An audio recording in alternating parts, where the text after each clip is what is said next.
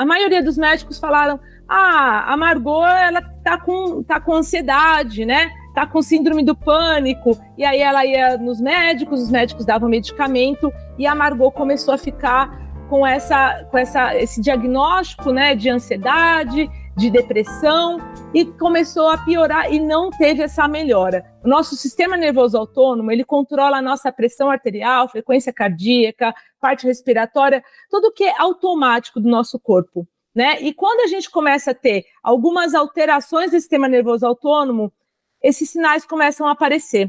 Então, quais são os sintomas que aparecem, que são mais relevantes, assim, que com frequência os pacientes com desautonomia demonstram, né? Esses sintomas que a Margot relata. Então, na hora de levantar, principalmente no período da manhã, dá aquela tontura, muitas vezes a pessoa sente um cansaço, né, fora do normal, sente a vista ficar escura, sente formigamento nas mãos, sente o suor, né, a sudorese excessiva, sente, às vezes, calafrio, né, às vezes está calor e a pessoa tá com frio, tem um mal-estar, né, às vezes no período da manhã tem aquela ânsia, sente palpitação no coração também, né, porque o sistema nervoso autônomo, o coração ele faz parte do sistema nervoso autônomo, então ele sente aquela taquicardia e sem fazer esforço, né, taquicardia em descanso, em repouso, sente uma dificuldade de ficar em pé, né? Então vai fazer algum passeio, algo que demanda ela ficar em pé, a Margot ela já não começa a ter essas dificuldades, ela quer ficar mais sentadinha, então quando tem esse passeio que tem que ficar em pé, ela acaba não indo, né? Não participando porque se sente mal. De repente a Margot começa a piorar esses sintomas e começam os desmaios, né? Que aí as pessoas começam a olhar de uma forma diferente pelos sintomas que a Margot está sentindo. Porque até então a Margot conseguia,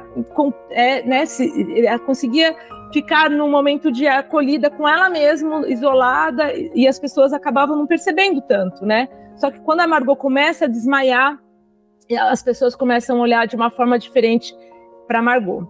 Então, isso é a desautonomia. Então, a desautonomia, ela também está associada a outras doenças, não só como os traumas que a Margot teve, que desencadeou esses sintomas. Então, doenças degenerativas, né, como Parkinson, neurológicas, como esclerose múltipla, pós-Covid, né, que eles caracterizam pela Covid longa, também os pacientes começaram a apresentar esses sintomas. Tem pacientes que, desde que pegou a primeira Covid, apresentam esses sintomas e também não conseguem. As pessoas, os médicos, né, a equipe, muita questão a sociedade não consegue compreender, né, porque muitos melhoraram, outros continuam sintomáticos. Fibromialgia também, pacientes com fibromialgia também têm os sintomas da desautonomia. Síndrome de Ehlers-Danlos, que é aquela hipermobilidade, né, que às vezes a gente viu muito nas Olimpíadas, né, pessoas hipermóveis também apresentam esses sintomas, que é uma doença rara. Né, pacientes que tomam medicamentos de forma crônica, né, pacientes hipertensos, diabéticos, até pacientes que tomam ansiolítico por muito tempo também podem apresentar esses sintomas.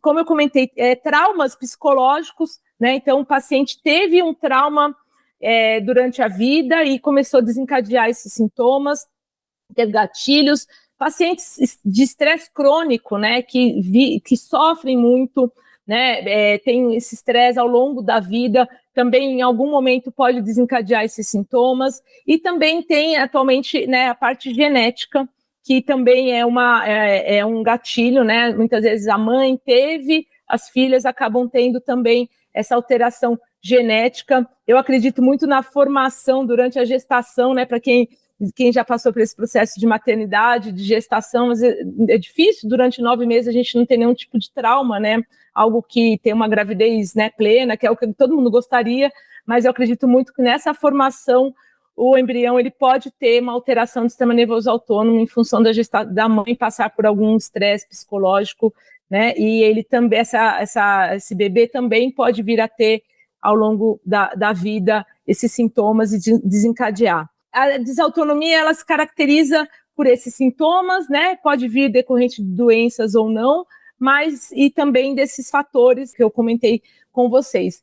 E pensando né, na nossa masterclass aqui, um dos pilares do nosso programa é o treinamento corporal, né? A gente sabe que a Margot, ela começou a ficar sedentária, ela começou a se isolar, e o corpo dela começou a ficar frágil, né? Ela começou a perder musculatura, ela começou, o sistema nervoso autônomo dela ficou desautonômico, ficou, né, manual, eu falo, né? Ele não tá mais automático, por quê? A Margot só fica deitada e sentada, então ele fala, para que eu vou contrair minha panturrilha, para que eu vou, o coração, para que eu vou acelerar se a Margot não se movimenta muito ao longo do dia, né? Se a Margot não necessita dos músculos porque ela não corre, ela não se movimenta, ela não fica em pé por muito tempo, os músculos começam também a ficar relaxados, né? A não querer trabalhar, a não querer fazer esforço.